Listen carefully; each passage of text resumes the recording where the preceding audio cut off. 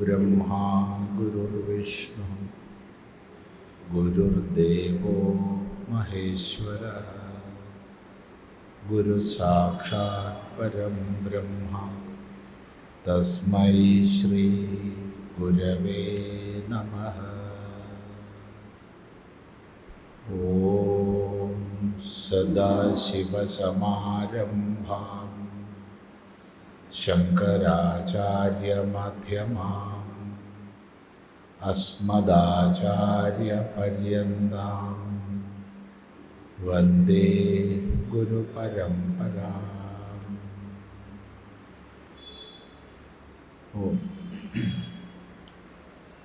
നമ്മൾ വിവേക ചൂടാമണിയിൽ 68 ശ്ലോകങ്ങളാണ് ശ്രദ്ധിച്ചത്. അവിടെ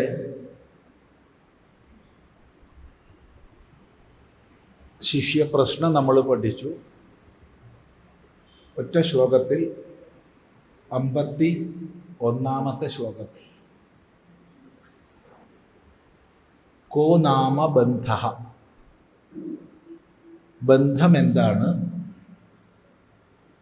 കഥമേഷ ആഗതഃ, ഏഷഃ ബന്ധഃ കഥം ആഗതഃ, ഈ ബന്ധം എങ്ങനെ വന്നു ചേർന്നു, എങ്ങനെയാണ് ബന്ധം വന്നു ചേർന്നത്? കഥം അസ്യ പ്രതിഷ്ഠ, എങ്ങനെയാണ് ബന്ധം ഉറച്ച് പ്രതിഷ്ഠിതമാകുന്നത്? കഥം വിമോക്ഷഃ, ഈ ബന്ധത്തിൻ്റെ വിമോക്ഷം അഥവാ ബന്ധത്തിൽ നിന്നുള്ള വിമോക്ഷം എന്ന് നമുക്ക് ലളിതമായി പറയാം. അതെങ്ങനെ സംഭവിക്കും? അതോടൊപ്പം എന്താണ് ആത്മാവ്, എന്താണ് പരമാത്മാവ്? ചുരുക്കി പറഞ്ഞാൽ വേദാന്ത പ്രതിപാദ്യങ്ങളായ വിഷയങ്ങളെ സാമാന്യമായി മനസ്സിലാക്കിയിട്ടുള്ള ആളാണ് ചോദ്യകർത്താവ്. ഒട്ടും അറിയാത്ത, ഒരു ബോധവും ഇല്ലാത്ത ആളല്ല. എന്തൊക്കെയാണ് വേദാന്ത പ്രതിപാദിതങ്ങളായ വിഷയങ്ങളെന്ന് അറിയുന്ന ആളാണ്. അതേ സമയത്ത് പൂർണ്ണമായ അല്ലെങ്കിൽ വിശേഷ രൂപത്തിലുള്ള അറിവ് ഇല്ലതാണ്. ഇങ്ങനെ സാമാന്യമായ വേദാന്ത ബോധം, വിശേഷമായ വേദാന്ത ബോധത്തിൻ്റെ അഭാവം, ഇതോടുകൂടിയ ആളാണ് ഇവിടെ ശിഷ്യൻ. ഈ ചോദ്യം കേട്ട ശേഷം തത്വവിജ്ഞാനം മഹത്തമമാണെന്നുള്ളതും അത് സാക്ഷാത്കരിക്കപ്പെടേണ്ടതാണെന്നും തത്വവിജ്ഞാന സാക്ഷാത്കാരമല്ലാതെ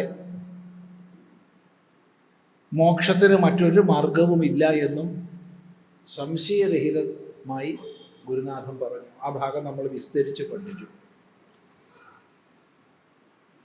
തുടർന്ന്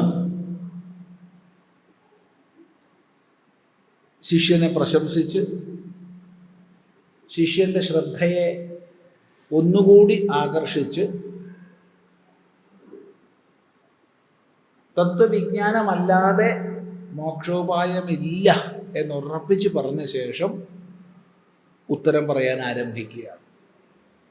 അതാണ് 69 മുതലുള്ള ഭാഗം. മറ്റേ നമ്മൾ വിസ്തരിച്ച് പഠിച്ചിട്ടുണ്ട് അതിനു മുമ്പ്. നോക്കൂ. യസ്ത്വയാദ്യ കൃതഃ പ്രശ്നോ വരീയാൻ ശാസ്ത്രവിൻ മതഃ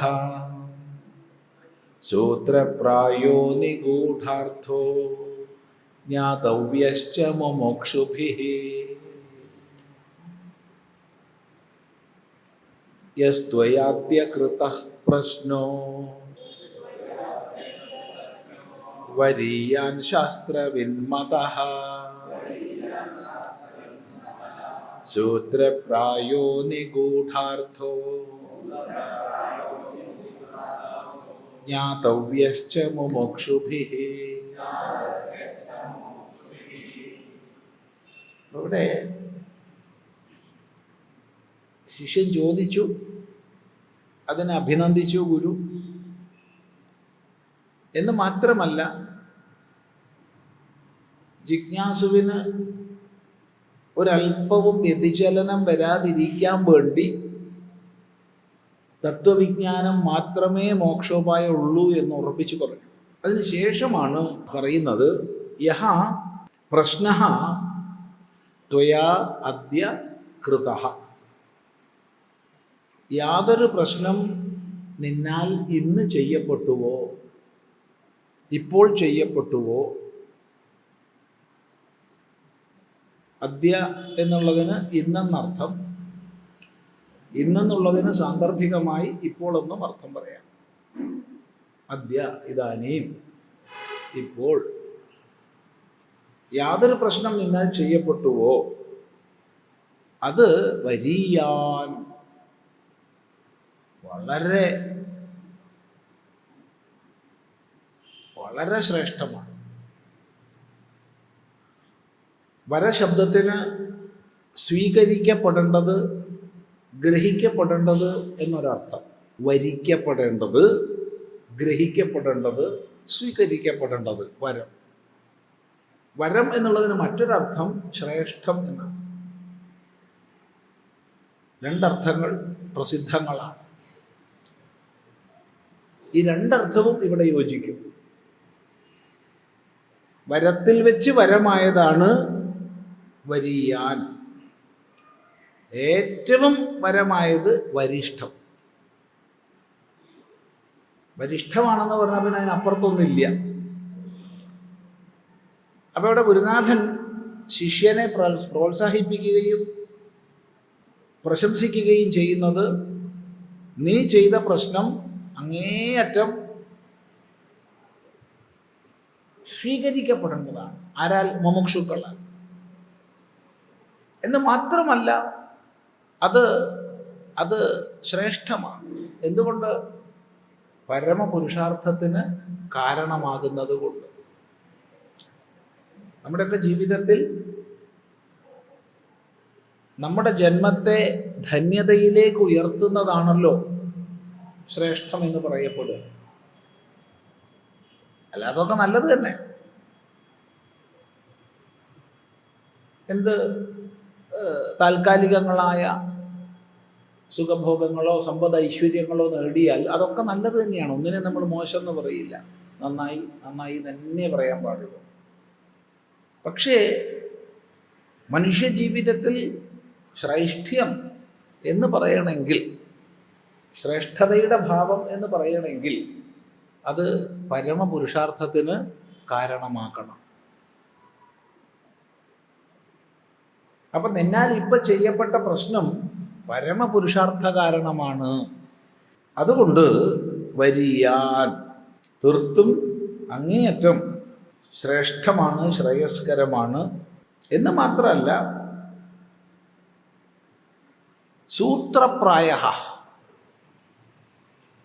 സൂത്രപ്രായമാണ്. വളരെ സംഗ്രഹിച്ചാണ് നീ ചോദിച്ചത്. ഇവിടെ ശിഷ്യപ്രശ്നം ആകെ ഒരു ശ്ലോകത്തിൽ 3 പാദങ്ങളിൽ അടങ്ങുന്നതാണ്. അത്രയും ചുരുക്കിയിട്ടാണ് നീ ചോദിച്ചത്. ചോദ്യം ചോദിക്കാനും പഠിക്കണം. ചിലർ ചോദ്യം ചോദിക്കാമെന്നും പറഞ്ഞിട്ട് വലിയ പ്രസംഗം ചെയ്യും. അവസാനം കേൾക്കുമ്പോഴത്തേക്ക് എന്താ ചോദ്യം എന്ന് ഒരു വസ്തു പറയേണ്ട ആൾക്ക് മനസ്സിലാവില്ല. പിന്നെ ഒന്ന് ദയവായിട്ട് ഒന്ന് ചുരുക്കി പറഞ്ഞു തരാമോ, എനിക്കൊന്നും മനസ്സിലായിട്ടില്ല അങ്ങ് ചോദിച്ചത് എന്ന് പറയേണ്ടി വരും. അപ്പോൾ ചോദ്യം ചോദിക്കേണ്ട ശൈലി എപ്പോഴും സൂത്രപ്രായമായിരിക്കണം. കാരണം ആരോടാണ് ചോദിക്കുന്നത്? അറിവുള്ള ആളോടാണ് ചോദിക്കുന്നത്.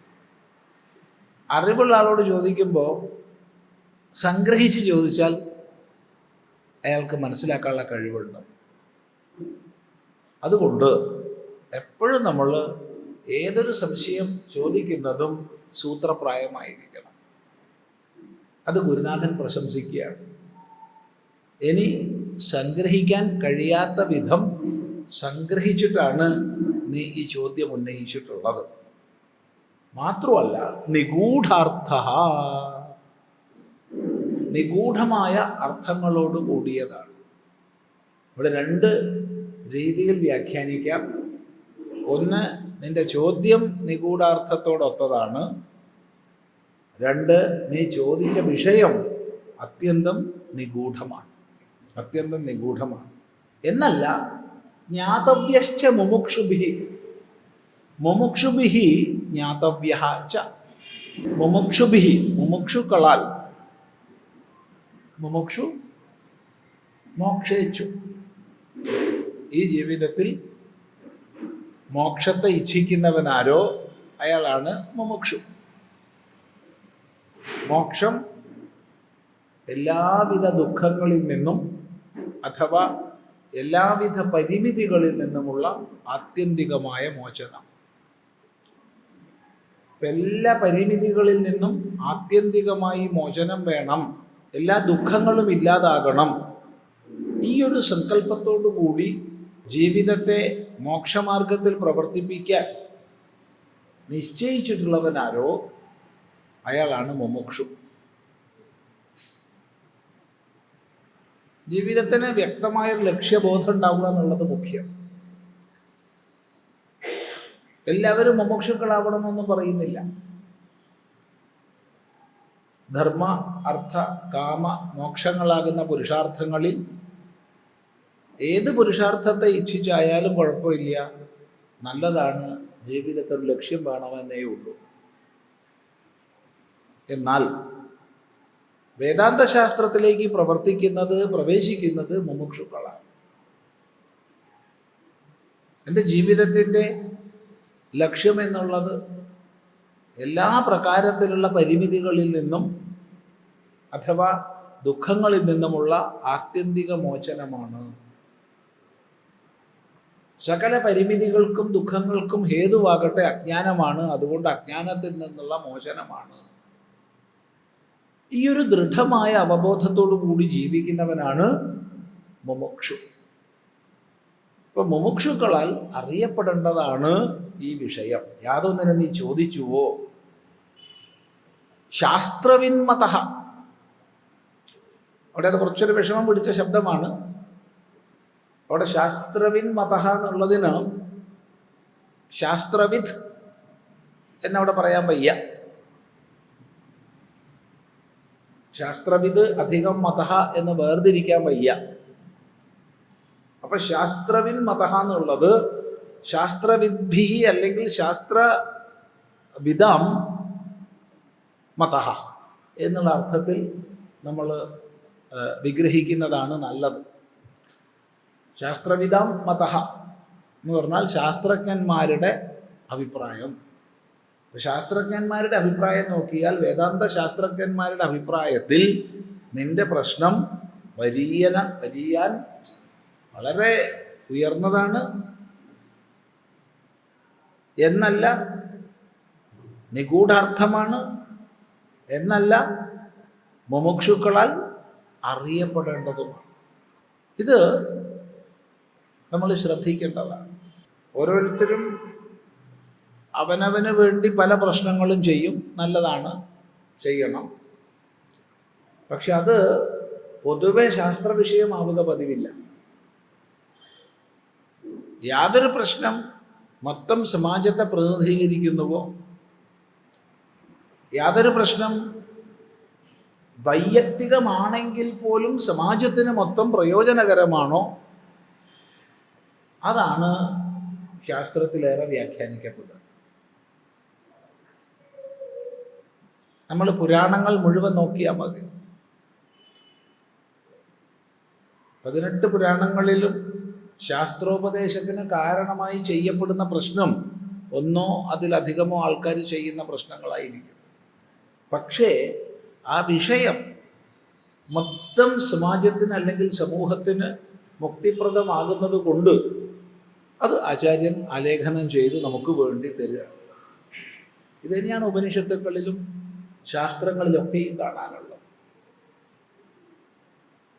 അതുകൊണ്ട് ജ്ഞാതവ്യശ്ച മുമുക്ഷുഭിः, മുമുക്ഷുക്കളാൽ അറിയപ്പെടേണ്ടതാണ് നീ ചോദിച്ചതായ ഈ വിഷയം. എന്ന് പറഞ്ഞിട്ട് ശിഷ്യനെ ഒന്നുകൂടി അനുമോദിച്ചു, പ്രശംസിച്ചു. എപ്പോഴും ഇപ്രകാരം ശിഷ്യനെ അനുമോദിക്കുന്നത് ഗുരുവിനും ശിഷ്യനും ഇടയ്ക്ക് മാനസികമായ ഒരു പൊരുത്തം ഗുരുവിനതുണ്ട്. പക്ഷെ ശിഷ്യനത് മനസ്സിലാക്കിക്കൊള്ളണം എന്നില്ല. ഗുരു എന്നെ മനസ്സിലാക്കുന്നു എന്ന് ശിഷ്യൻ മനസ്സിലാക്കിക്കൊള്ളണം എന്നില്ല. അപ്പം അവർക്കിടയ്ക്ക് ആശയവിനിമയം ശരിയായി നടക്കില്ല. ആശയവിനിമയം നടക്കണമെങ്കിൽ ആ ആശയവിനിമയത്തിന് തടസ്സമായിട്ടുള്ള എല്ലാം നീങ്ങി കിട്ടണം. ആ നീങ്ങി കിട്ടുന്നതിന് വേണ്ടിയിട്ടാണ് ഒരു ചേർത്ത് പിടിക്കൽ പ്രസക്തമാകുന്നത്. വാസ്തവത്തിൽ ഈ വാക്യം ഗുരുവിൻ്റെ ഒരു ചേർത്ത് പിടിക്കലാണ്, ശിഷ്യനോടുള്ള ഒരു ചേർത്ത് പിടിക്കലാണ്. അല്ലാണ്ട് ശിഷ്യനെ പ്രശംസിച്ച് അവനെ നശിപ്പിക്കാനല്ല ഇത്. പ്രശംസയിലൂടെ ശിഷ്യനെ നശിപ്പിക്കാൻ വേണ്ടിയിട്ടല്ല ഈ വാക്യം പറയുന്നത്. മറിച്ച് ഗുരുശിഷ്യ സംവാദത്തിന് വേണ്ട മാനസികമായ ഒരു അന്തരീക്ഷം ഉണ്ടാക്കിയെടുക്കുകയാണ്. ഇത് നമ്മൾ എപ്പോഴും ശ്രദ്ധിക്കേണ്ടതാണ്.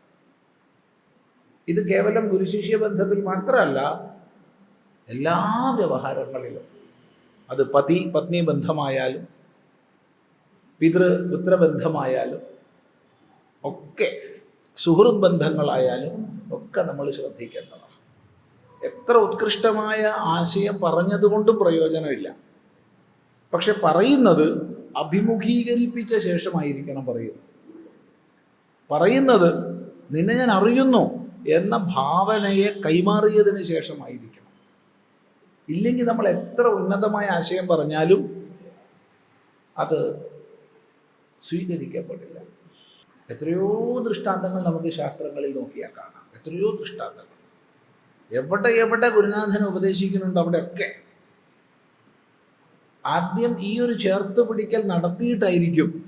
എന്തിന്? രസകരമായൊരു ഭാഗം തോന്നുന്നത് പ്രശ്നോപനിഷത്തിൻ്റെ ആരംഭത്തിലാണ്. അവിടെ തൻ്റെ അരികെ വന്ന 6 ജിജ്ഞാസുക്കളോട് ഗുരുനാഥൻ പറയേണ്ടത് എന്താണെന്ന് ചോദിച്ചാൽ, നിങ്ങൾ ഇപ്പോൾ ചോദ്യമൊന്നും ചോദിക്കരുത്, മണ്ടാണ്ടിരിക്കണം, ഒരു കൊല്ലത്തേക്ക് മിണ്ടിപ്പോരുത്, ഒരു കൊല്ലം എൻ്റെ കൂടെ താമസിക്കണം. എങ്ങനെ താമസിക്കണം? ശ്രദ്ധയോടെ തപസ്സനുഷ്ഠിച്ച് ബ്രഹ്മചര്യത്തോടെ എൻ്റെ കൂടെ താമസിക്കണം. അതിനുശേഷം എന്ത് വേണമെങ്കിൽ ചോദിച്ചോളൂ എന്നാ പറയേണ്ടത് ഗുരു. പക്ഷെ അങ്ങനെ പറഞ്ഞാൽ അത് പ്രശ്നമാണ്. അതുകൊണ്ട് ആദ്യം ഗുരുനാഥൻ പറയുകയാണ്, അയ്യോ നിങ്ങളൊക്കെ വലിയ ബ്രഹ്മിഷ്ഠന്മാരാണല്ലോ, എത്ര മിടുക്കന്മാരാണ്, വളരെ തേജസ്വികളാ നിങ്ങൾ, വലിയ ബ്രഹ്മനിഷ്ഠന്മാരാ. എന്നിട്ട് പറയുന്നു, പോരാ, ഒരു കൊല്ലം എൻ്റെ കൂടെ താമസിച്ചോളൂ. ആദ്യം ഒരു കൊല്ലം എൻ്റെ കൂടെ താമസിച്ചോളൂ എന്ന് പറഞ്ഞാൽ ശിഷ്യന്മാർ അപ്പം തന്നെ സ്ഥലം വിട്ടു എന്ന് വരും. കാരണം അഭിമുഖീകരണം എന്നുള്ളത് നടക്കില്ല.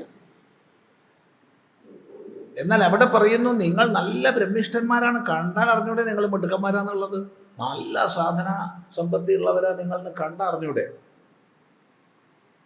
പക്ഷേ നിങ്ങൾ ചോദിക്കാൻ പോണ ചോദ്യത്തിൻ്റെ ഉത്തരം മനസ്സിലാക്കണമെങ്കിൽ അത് പോരാ. അതുകൊണ്ട് ഒരു കൊല്ലം ഇവിടെ താമസിച്ചിട്ട് ചോദിച്ചോളൂ. അതാണ് മനഃശാസ്ത്രപരമായ ഭാഷ. മലയാളത്തിൽ ഇതിൻ്റെ ഏറ്റവും വലിയ ദൃഷ്ടാന്തം നമ്മൾ കണ്ടിട്ടുള്ളത്, മലയാളത്തിൽ അധ്യാത്മരാമായണം കിളിപ്പാട്ടിൽ അത്യന്തം ക്രുദ്ധനായി നിൽക്കുന്ന ലക്ഷ്മണനെ തത്വോപദേശം ചെയ്യാൻ ശ്രീരാമൻ പുറപ്പെടുന്നതിന് മുമ്പ് വത്സ, സൗമിത്രേ, കുമാര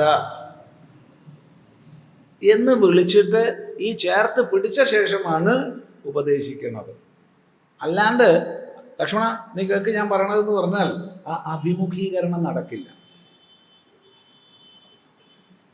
ഇത് അധ്യാപനത്തിൽ, ടീച്ചിങ് എന്നുള്ളതിൽ ഏറ്റവും പ്രധാനപ്പെട്ട ഒരു ഘടകമാണ്. ഏറ്റവും പ്രധാനമാണ്. ഇതില്ലാണ്ട് നമ്മൾ എന്ത് വലിയ അറിവ് മക്കളെ വിലയിലിട്ട് കൊടുത്താലും ആളകത്ത് കയറില്ല. എന്നാൽ നമ്മൾ അഭിമുഖീകരിപ്പിച്ചു കഴിഞ്ഞാൽ അവരൊന്ന് കടിച്ചു നോക്കും, അരച്ചു നോക്കും. അതാണ് ഇവിടെ ശിഷ്യപ്രശംസ കൊണ്ട് ഉദ്ദേശിക്കുന്നത്. നോക്കൂ, ശൃണുഷ്വാവഹിതോ വിദ്വൻ യന്മയാ സമുദീര്യതേ തദേതസ് ശ്രവണാത് സദ്യോ ഭവബന്ധാത് വിമോക്ഷ്യസേ. ശൃണുഷ്വാവഹിതോ വിദ്വൻ യന്മയാ സമുദീര്യത്തെ തദേതശ്രവണാത് സദ്യോ ഭവബന്ധാത് വിമോക്ഷ്യസേ. ഹേ വിദ്വൻ, ആ വിളിയുടെ മഹത്വം എന്താ? അല്ലെങ്കിൽ വിദ്വാനെ എന്നാ വിളിക്കുന്നത്.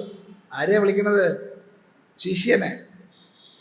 തത്വോപദേശം ചെയ്ത ശേഷം വിദ്വാനെ എന്ന് വിളിച്ചാൽ നമുക്ക് മനസ്സിലാക്കാം, എൻ്റെ ഉപദേശമൊക്കെ കേട്ട് നീ വിദ്വാനായിരിക്കുന്നു, അപ്പം നീ വിദ്വാനായതിൻ്റെ കേമത്വം എനിക്കുള്ളതാണ്.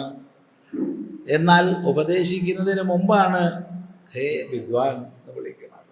ഈ ഒരു ഭാഷ നമ്മൾ ഒന്ന് വശാക്കണം. വേദാന്തം പഠിച്ചില്ലെങ്കിലും, വേദാന്ത ഒരക്ഷരം പഠിച്ചില്ലെങ്കിൽ പോലും ഈ ഭാഷ നമ്മളൊന്ന് വശാക്കണം. ഹേ വിദ്വാൻ. എല്ലാവരും വിദ്വാൻ എന്ന് വിളിക്കണം എന്നല്ല പറഞ്ഞത്. മലയാളത്തിൽ വിളിച്ചാൽ ചിലപ്പോൾ വേറെ അർത്ഥം മനസ്സിലാക്കും. അതല്ല പറഞ്ഞതിൻ്റെ അർത്ഥം. മറിച്ച് ഒരു പ്രശംസ, ഒരംഗീകാരം, ഒരാദരം. അത് ആർക്കും കൊടുക്കുന്നതിന് നമുക്ക് എന്താ ദോഷമുള്ളത്? മക്കളെ നമുക്കൊന്ന് ആദരിച്ചുകൂടാ? അമ്മയെ ആദരിക്കണം, അച്ഛനെ ആദരിക്കണം എന്ന് വേറെ പറയുന്നു. അത് വേറെ പ്രകടനത്തിൽ നമ്മൾ എപ്പോഴും പറയാറുണ്ട്, അത് വേറെ വിഷയം. പക്ഷേ ഇപ്പം പറയുന്നത് മക്കളെ നമുക്കൊന്ന് ആദരപൂർവ്വം സംസാരിച്ചുകൂടാ? അവരുടെ വ്യക്തിത്വത്തെ അംഗീകരിച്ചുകൊണ്ട് സംസാരിച്ചുകൂടാ? എന്നാൽ നമ്മൾ പറയുന്നത് അവർ കേൾക്കും, അല്ലെങ്കിൽ കേൾക്കില്ല. കേൾക്കുക എന്ന് പറഞ്ഞാൽ അനുസരിക്കുക എന്നുള്ള അർത്ഥത്തിലല്ല, മറിച്ച് കേൾക്കുക എന്നുള്ള അർത്ഥത്തിലാണ്. അല്ലെങ്കിൽ കേൾക്കില്ല. ഇപ്പം ശിഷ്യനോടായാലും പുത്രനോടായാലും ഇവിടെ പുല്ലിംഗം ഗ്രഹിക്കരുത്. പുല്ലിംഗം സ്ത്രീലിംഗം ഒക്കെ നിങ്ങൾ മാറ്റിക്കൊള്ളുക. പുത്രനോടായാലും ശിഷ്യനോടായാലും സംസാരിക്കുമ്പോൾ ആ വ്യക്തിത്വത്തെ അംഗീകരിച്ചുകൊണ്ട് ആദരപൂർവ്വം സംസാരിക്കാൻ നമ്മൾ ശീലിക്കണം. ഇത് പൊതുവെ നമ്മുടെ സമൂഹത്തിൽ ഇല്ലാത്തൊരു കുഴപ്പമാണ്. എപ്പോഴും നമ്മൾ അകറ്റുന്ന വാക്കുകളായിരിക്കും കൂടുതൽ പറയുക കുട്ടികളോട്. അല്ലേന്ന് പരിശോധിച്ചോളൂ, പറഞ്ഞത് എന്തെങ്കിലും തെറ്റുണ്ടോന്ന്. പാതന ഹായ് വിദ്വൻ, അറിവുള്ളവനെ, നിന്റെ ചോദ്യം നീ എന്ത് വിവേകശാലിയാണ്. നല്ല വിവേകശാലിയല്ലേ ഇങ്ങനത്തെ ചോദ്യങ്ങൾ ചോദിക്കൂ, അല്ലെങ്കിൽ ചോദിക്കുകയോ? ഇവിടെ വിദ്വൻ എന്നുള്ളതിന് വിവേകിയായിട്ടുള്ളവനെ, വിവേകശാലി എന്നർത്ഥം മനസ്സിലാക്കിയാൽ മതി. അല്ലയോ വിവേകശാലി, നല്ലപോലെ വിവേകിയായിട്ടുള്ള ആളെ, സന്തോഷമായി എനിക്ക്. നീ ചോദിച്ചൂല്ലോ അങ്ങനെ. ഹേ വിദ്വൻ അവഹിതഃ ശൃണുഷ്വ, വളരെ ഏകാഗ്രതയോടുകൂടി അവഹിതനായിട്ട് ശൃണുഷ്വ, നീ കേൾക്കൂ. ചിലർ നല്ല ചോദ്യങ്ങൾ ചോദിക്കും. എന്താ ചോദ്യങ്ങളുടെ മഹിമ എന്നറിയോ? ഇതൊക്കെ എവിടുന്നാ വന്നതെന്ന് വിചാരിക്കും നമ്മൾ. അത് കഴിഞ്ഞ് കഷ്ടപ്പെട്ട് പറയുമ്പം ശ്രദ്ധിച്ചാൽ മനസ്സിലാവും അവർ അടുത്ത ചോദ്യം മനയായിരിക്കും. ഈ പറഞ്ഞതൊന്നും അവർക്ക് ബാധകമല്ല എന്നുള്ള മട്ടില്ല. അല്ല, ഇവിടെ ആരും അങ്ങനെ ചെയ്യുന്നു എന്നല്ല പറഞ്ഞത്. പൊതുവെ അങ്ങനെ ഒരു സ്വഭാവം ലോകത്തിലുണ്ട്. ചോദിച്ചത് പൂർണ്ണമായി മനസ്സിലാക്കാനുള്ള ആ ഒരു ക്ഷമതയോടുകൂടി കേൾക്കില്ല. പറയുന്നതൊരു കലയും ശാസ്ത്രവുമാണ്. എങ്കിൽ പറയട്ടെ, കേൾക്കുന്നതും ഒരു കലയും ശാസ്ത്രവുമാണ്. ടീച്ചിങ് എന്നുള്ളത്, പഠിപ്പിക്കുക എന്നുള്ളത് ഒരു കലയാണ്, ശാസ്ത്രമാണ്, രണ്ടുമാണ്. ശാസ്ത്രം അഭ്യാസം കൊണ്ട് വളർത്തിയെടുക്കാം, കല സഹജമാണ്. അതുകൊണ്ട് ആരെ ഞെക്കി പിഴിഞ്ഞ് പഠിപ്പിച്ചിട്ടൊന്നും അധ്യാപകനാക്കാൻ കഴിയില്ല. BEd MEd TTC ഒന്നും കഴിഞ്ഞ് അധ്യാപകരാക്കാൻ ആർക്കും കഴിയില്ല. കഴിയുമെന്ന് വെറുതെ വിചാരിക്കുക. ജന്മന ആ ടീച്ചർ ഉള്ളിലുണ്ടായിരിക്കണം. അതിനെ പിന്നെ അതാണ് ആർട്ട് ഓഫ് ടീച്ചിങ് എന്ന് പറയുന്നത്. സയൻസ് ഓഫ് ടീച്ചിങ് എന്ന് പറയുന്നത് നമുക്ക് പഠിപ്പിച്ച് നേരെയാക്കിയെടുക്കാം. ഒരു കലയും ശാസ്ത്രവുമാണ്. എങ്കിൽ പറയട്ടെ, കേൾക്കുക എന്നുള്ളതും അതുപോലെ കലയും ശാസ്ത്രവുമാണ്. കേൾക്കുന്ന സമയത്ത് ഒരക്ഷരം വിട്ടുപോവാതെ ഗ്രഹിക്കുകയും പോരാ, അതുകൊണ്ട് കാര്യമില്ല. ശരിക്ക് അടുക്കി ഒതുക്കി വെക്കാനും നമുക്ക് സാധിക്കണം. ഉള്ളിൽ ഓരോന്നിനും സ്ഥാനത്ത് അടുക്കി ഒതുക്കി വെക്കണം. മനസ്സിൽ ചെതറിച്ചിട്ടാൽ ആവശ്യമുള്ള സമയത്ത് എടുക്കാൻ പറ്റില്ല. അപ്പം മനസ്സിൽ അടുക്കി വെക്കാനും വേണം പഠിക്കുക. ഇത് ശാസ്ത്രശ്രവണത്തിൽ മുഖ്യമാണ്. മനസ്സിലായി എന്ന് വിചാരിക്കരുത്. ഓരോന്ന് സൂക്ഷിച്ച് വെക്കുന്നത് ചെതറി വാരി വലിച്ചിടുന്ന ആൾക്കാർക്ക് അത് വേണ്ടതുപോലെ കിട്ടില്ല എന്ന് ഉറപ്പാണ്. അത് അടുക്കി ഒതുക്കി വെക്കാൻ പഠിക്കണം. അപ്പം ഗുരുവിൽ നിന്ന് കേൾക്കുന്ന സമയത്ത് ഒരക്ഷരം വിട്ടുപോകാതെ ഗ്രഹിക്കുക എന്നുള്ളത് പോരാ. അതിലെ മുഖ്യം ഗൗണം തുടങ്ങിയവ, അതിൻ്റെ വാച്യാർത്ഥം ലക്ഷ്യാർത്ഥം തുടങ്ങിയവ ഏത് ഭാഷയിലായാലും, പിന്നെ അതിൻ്റെ നാനാവശങ്ങൾ, അതിൻ്റെ വൈയക്തികമായ, സാമാജികമായ, മനഃശാസ്ത്രപരമായ എല്ലാ തലങ്ങളെയും ഉൾക്കൊണ്ട് അടുക്കി ഒതുക്കി ഉള്ളിൽ വെച്ച് കഴിഞ്ഞാൽ പിന്നെ പോയില്ല. അപ്പോഴാണ് ഈ കേൾക്കുക എന്നുള്ളതൊരു കലയാവുന്നത്. അതുകൊണ്ട് നീ അവഹിതനായി കേൾക്കണം. ശൃണുഷ അവഹിത വിദ്വൻ, സാവധാനത്തിൽ സമാധാനത്തോടു കൂടി കേൾക്കണം. മനസ്സങ്ങും ഇങ്ങും ഓടിക്കളിക്കുകയാണെങ്കിൽ ഇത് കേട്ടിട്ട് ഒരു പ്രയോജനമില്ല. നമ്മുടെ രണ്ടാളുടെ ഊർജം വെറുതെ പോവുക. നിൻ്റെ സമയം നഷ്ടമാവുകയാണ്, എൻ്റെ സമയം നഷ്ടമാവുകയാണ്. ഇന്നൊരു കാരണവശാലും ഇന്നിവിടെ സംസാരിക്കണില്ല എന്നും പറഞ്ഞുകൊണ്ടാണ് വന്നത്. തലവേദന കൊണ്ട്. അപ്പം അത്രയും കഷ്ടപ്പെട്ടിരുന്ന് സംസാരിക്കുമ്പോൾ അപഹിത ശൃണുഷ എന്ന് പറയണ്ടേ? വേണ്ട, വേണം. അല്ല, ഇന്നലെ സ്വാമി എന്തായിരുന്നു പറഞ്ഞത് ഒന്നും കൂടി പറഞ്ഞാൽ തരക്കേടില്ല, പിന്നെ വേറെ പണിയില്ല. ഇന്ന് പറഞ്ഞത് 1000 പ്രാവശ്യം പറഞ്ഞുതരാം, 1000 പ്രാവശ്യം പറഞ്ഞുതരാം, 10,000 പ്രാവശ്യം പറഞ്ഞുതരാം. പക്ഷെ ഇന്നലെ പറഞ്ഞതെന്ന് ചോദിക്കരുത്. കാരണം ഇന്നലെ പറഞ്ഞ് ഇന്നലെ തന്നെ ഗ്രഹിക്കണം. അത് അടുക്കി ഒതുക്കി വെച്ചിരിക്കണം.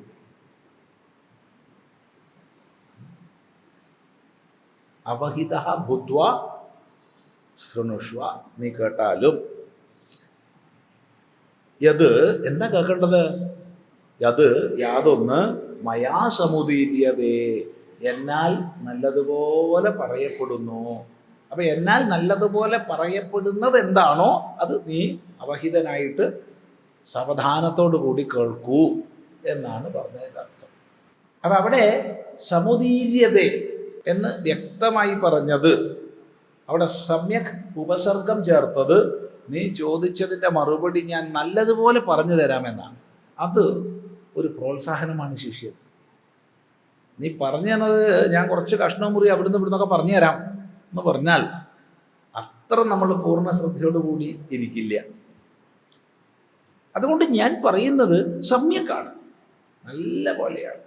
അതിനാണ് ഉദീര്യത എന്ന് പറയാതെ സമുദീര്യത എന്ന് പറഞ്ഞത്. ഇപ്പം ഗുരുനാഥൻ എനിക്ക് എല്ലാം പറഞ്ഞു തരും എന്നൊരു സൂചനയല്ല, ഒരു പ്രതിജ്ഞ ചെയ്യുന്നത് പോലെയാണ് സമുദീര്യത. എന്നാൽ നല്ലതുപോലെ പറയപ്പെടുന്നത് എന്താണോ അത് നീ നല്ല പോലെ ശ്രദ്ധിച്ച് കേൾക്കൂ. ശരി, എന്തിനാപ്പോ ഞാനിപ്പോൾ എത്ര ശ്രദ്ധിച്ചൊക്കെ കേൾക്കണത്? അത് നീ ചോദിച്ചതുകൊണ്ട്. എന്നാലും അതിന് പ്രയോജനം എന്ത്? അപ്പൊ പറയാണ്, ഏതശ്രവണാത്, ഏതശ്രവണാത്, ഏതസ്യ ശ്രവണാത്, ഇതിൻ്റെ കേൾവി കൊണ്ട്. ചൽ ഞാൻ പറയാൻ പോകുന്നത് ശ്രദ്ധയോടുകൂടി കേട്ട് കഴിഞ്ഞാൽ സദ്യ, പെട്ടെന്ന് തന്നെ ഇത് ഗ്രഹിച്ചാൽ പെട്ടെന്ന് തന്നെ ഭവബന്ധാതു വിമോക്ഷ്യസേ, ഭവബന്ധത്തിൽ നിന്നും നീ മുക്തനാകും. അവിടെ വളരെ ശ്രദ്ധേയമായി പ്രേരകമായ ശബ്ദമാണ് വിമോക്ഷ്യസേ എന്നുള്ളത്. വിമോക്ഷ്യത്തെ എന്നല്ല. അതായത് ഇത് കേട്ട് കഴിഞ്ഞാൽ രാമനും കൃഷ്ണനും ഗോവിന്ദനും ഒക്കെ മുക്തരാകും എന്ന് പറഞ്ഞാൽ ഞാൻ മുക്തനായിക്കൊള്ളണമെന്നില്ല. അതൊക്കെ വലിയ വിശിഷ്ടന്മാർക്കേ കഴിയുള്ളൂ, നമുക്കൊന്നും കഴിയില്ല എന്ന് നമുക്ക് തോന്നും. അപ്പോഴാണ് മധ്യമപുരുഷ പ്രയോഗം തന്നെ ചെയ്യണത്. നീ മുക്തനാകും. പോരെ? നിന്റെ എല്ലാ ദുഃഖങ്ങളും അകലും, നിന്റെ എല്ലാ പരിമിതികളും അകലും. അതുകൊണ്ട് ഞാനീ പറയുന്നത് ശ്രദ്ധയോടുകൂടി കേട്ടുകഴിഞ്ഞാൽ നീ മുക്തനായി തീരും എന്ന് നേരിട്ട് ശിഷ്യനോട് സംവദിക്കുകയാണ്. വ്യക്തമാണല്ലോ ഇല്ലേ? അപ്പൊ പ്രയോജനായി, ശിഷ്യനെ ആകർഷിച്ചു. എന്താണിത് ശ്രദ്ധയോടുകൂടി കേട്ടാലുള്ള പ്രയോജനം എന്ന് പറഞ്ഞു, എങ്ങനെ കേൾക്കണം എന്നുള്ളതും പറഞ്ഞു. മാത്രമല്ല, നീ ചോദിച്ച പ്രശ്നം വളരെ ഗൂഢമാണെങ്കിലും, വളരെ ഗഹനമായ വിഷയമാണെങ്കിലും ഞാൻ പൂർണ്ണമായി പറഞ്ഞു തരുന്നൊരു ഉറപ്പും കൊടുത്തു. ഇനിയിപ്പോൾ അത് പൂർണ്ണമായി പറഞ്ഞു തീർന്നവരെ ശിഷ്യന് ഇരുന്നേ മതിയാവും. ഇല്ലെങ്കിൽ ഇപ്പം തന്നെ എണീറ്റ് പോകണം. ഇത് എനിക്ക് പത്രക്കൊന്നും സമാഹിതനായി കേൾക്കാനുള്ള അവസരം എനിക്കില്ല, അതുകൊണ്ട് ഞാൻ പോട്ടെ ഗുരോ എന്ന് പറഞ്ഞിട്ട് പോവാം. പക്ഷേ ഈ വാക്യം ശരിക്കും മനസ്സിലാക്കി കഴിഞ്ഞാൽ അവിടെ അവധാനതയോടുകൂടി മുഴുവൻ കേൾക്കണം. നോക്കൂ, ഇനിയാണ് ഉപദേശിക്കാൻ പുറപ്പെടുന്നത്. അതുകൊണ്ട് അവഹിതന്മാരായി നമ്മളെല്ലാവരും കേൾക്കേണ്ടതാണെന്നർത്ഥം ഈ മോക്ഷശാസ്ത്രം, ഈ മോക്ഷോപദേശം. ഇതിന് മറ്റൊരു പ്രയോജനം ഇല്ല കേട്ടോ. ആദ്യം തന്നെ പ്രയോജനം പറഞ്ഞു ഇല്ലേ? അത് വളരെ പ്രധാനമാണ്. കാരണം പലരും പല പ്രയോജനം ആഗ്രഹിച്ച് വരുന്നവരുണ്ടാവും ഇല്ല. ഇന്നലെ ഒരാൾ എന്നോട് പറഞ്ഞു, സ്വാമി ഒന്ന് എനിക്ക് വേണ്ടി പ്രാർത്ഥിക്കണം. അധിക പ്രാവശ്യം അധിക ദിവസം കേൾക്കണതാണ്. ഞാൻ എന്തിനാ? രണ്ട്, നിങ്ങൾക്ക് എന്താ പണി? ഒന്നാമത്തെ പ്രശ്നം എന്തിന്? രണ്ടാമത്തെ പ്രശ്നം നിങ്ങൾക്ക് എന്താ പണി? നിങ്ങൾക്ക് വേണ്ടി പ്രാർത്ഥിക്കാൻ ഞാനാരാ? എനിക്ക് ജീവിതത്തിൽ ഇല്ലാത്ത പരിപാടിയായി പ്രാർത്ഥന എന്നുള്ളത്. പിന്നെ എങ്ങനെയാണ് നിങ്ങളോട് നിങ്ങൾക്ക് വേണ്ടി പ്രാർത്ഥിക്കുക? ഞാൻ എനിക്ക് വേണ്ടി പ്രാർത്ഥിക്കുന്നില്ല, ആർക്കും വേണ്ടിയും പ്രാർത്ഥിക്കണില്ല. പോരെ? ഇനി അങ്ങനെയൊക്കെ ആണെങ്കിൽ നിങ്ങൾക്ക് വേണ്ടി എന്താ പ്രാർത്ഥിക്കേണ്ടത്? മോൻ്റെ കല്യാണം ഒന്ന് നേരെയാവണം. എൻ്റെ കല്യാണം നേരെയായിട്ടില്ല.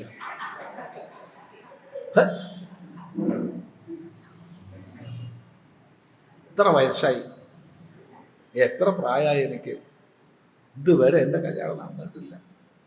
പിന്നെ ഞാൻ സ്വയം കല്യാണം നടക്കാത്ത ഞാൻ നിങ്ങളെ മോൻ്റെ കല്യാണം നടക്കട്ടെ എന്ന് പ്രാർത്ഥിച്ചാൽ എന്താപ്പോ ഭഗവാൻ എന്നോട് ചോദിക്കുക, അഥവാ ഭഗവതി എന്നോട് ചോദിക്കുക, എടാ മണ്ട, നീ നിനക്ക് വേണ്ടി പ്രാർത്ഥിക്കാത്ത സംഗതി അവന് വേണ്ടി പ്രാർത്ഥിച്ചില്ലേ? എന്ത് മണ്ടനാണ് നീ ചോദിച്ചാൽ എനിക്ക് ഉത്തരവുണ്ടോ?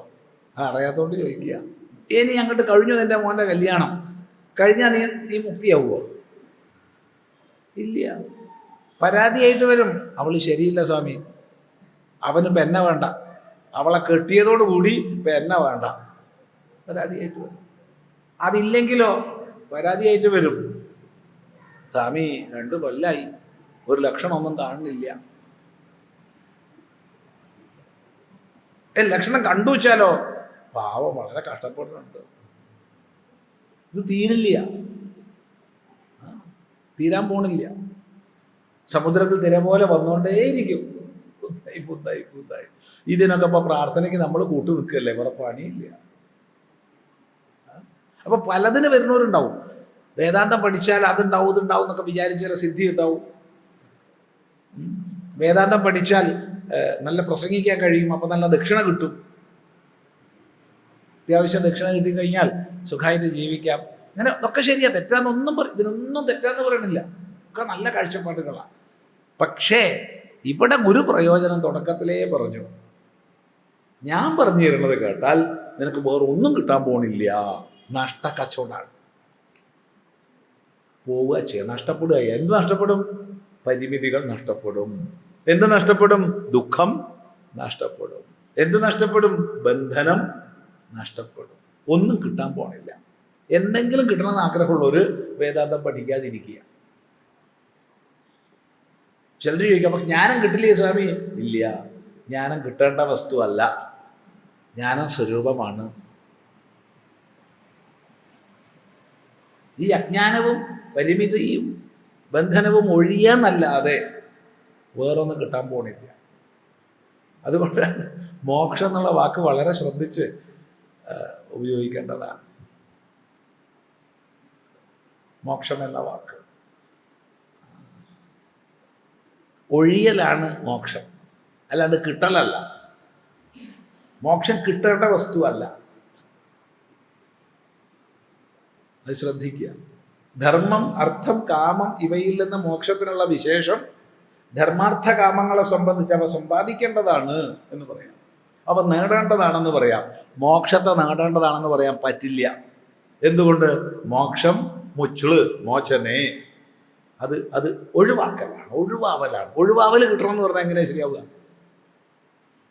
ശരി, ഈ ഭാഷാപ്രയോഗത്തിൽ നമ്മൾ പറയാറുണ്ട് മോക്ഷം കിട്ടണം എന്നൊക്കെ പറയും, അതൊക്കെ ശരിയാ. പക്ഷെ സൂക്ഷ്മാർത്ഥം ചിന്തിച്ചു കഴിഞ്ഞാൽ കിട്ടേണ്ടത് മൂന്നും, നഷ്ടപ്പെടേണ്ടത് ഒന്നും. എന്താ നഷ്ടപ്പെടാനുള്ളത്? അത് മോക്ഷമാണ്, കിട്ടാനുള്ളതല്ല. അത് അജ്ഞാനം നഷ്ടപ്പെടുക, പരിമിതികൾ നഷ്ടപ്പെടുക. സൂക്ഷ്മമായി ചിന്തിക്കുക. രോഗനിവൃത്തി കിട്ടേണ്ടതല്ല, രോഗം നിവൃത്തമാകേണ്ടതാ. രോഗനിവൃത്തി കിട്ടൂല, എൻ്റെ രോഗം മാറി എന്നുള്ളത് കിട്ടില്ല, രോഗം മാറേണ്ടതാണ്. പിന്നെ എന്താ കിട്ടിയത്? ആരോഗ്യം കിട്ടി. ആദ്യം ഉണ്ടായിരുന്ന ആരോഗ്യത്തെ മറച്ചുകൊണ്ട് രോഗം വന്നു, രോഗം നീങ്ങി, ആരോഗ്യം കിട്ടി. ആരോഗ്യം കിട്ടിയതാണോ? അല്ല, നേരത്തെ ഉണ്ടായിരുന്നു, അതിനെ മറച്ചുകൊണ്ട് രോഗം വന്നു. ശ്രദ്ധിക്കുക. അതുകൊണ്ട് വേറെ എന്തെങ്കിലും കിട്ടുന്നൊക്കെ വിചാരിച്ച് വേദാന്തം പഠിക്കണവര് നല്ലത് തന്നെയാണ്, അതൊക്കെ വേണം. പക്ഷെ ഇവിടെ വിവേക ചൂടാമണിയിൽ ഗുരുനാഥൻ പറയണമെന്നും വേണ്ടതാണ്. പിന്നെ മോക്ഷം മാത്രമേ ഉള്ളൂ ഇതിൻ്റെ പ്രയോജനം. അതുകൊണ്ട് ശ്രദ്ധിച്ച് കേട്ടോളൂ. എന്നാ പിന്നെ എന്താ മോക്ഷം? അത് നോക്കാലോ. എന്താ മോക്ഷത്തിൻ്റെ മാർഗം? അതൊന്ന് മനസ്സിലാക്കാലോ. നോക്കൂ. മോക്ഷസ്യ ഹേതു പ്രഥമോ നിഗദ്യതേ വൈരാഗ്യമത്യന്തമനിത്യവസ്തുഷു തതശമശ്ചാപിതമസ്തി ദീക്ഷാ ന്യാസപ്രസക്താഖില കർമ്മണാം ഭൃശം തതശ്രുതിസ്തന്മനനം സതത്വധ്യാനം ചിരം നിത്യനിരന്തരം മുനേ തതോ വികൽപ്പം പരമേത്യ വിദ്വാൻ ഇഹൈവ നിർവാണസുഖം സമൃച്ഛതി.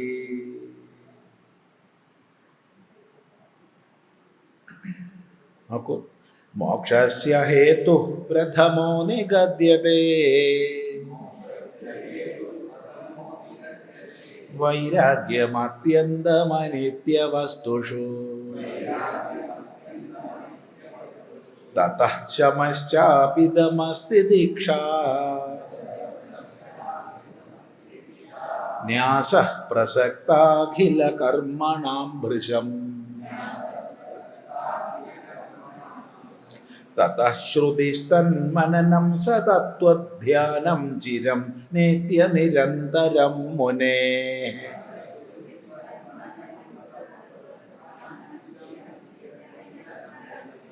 തതോ വികൽപ്പം പരമേത്യ വിദ്വാൻ ഇഹൈവ നിർവാണസുഖം സമൃച്ഛതി.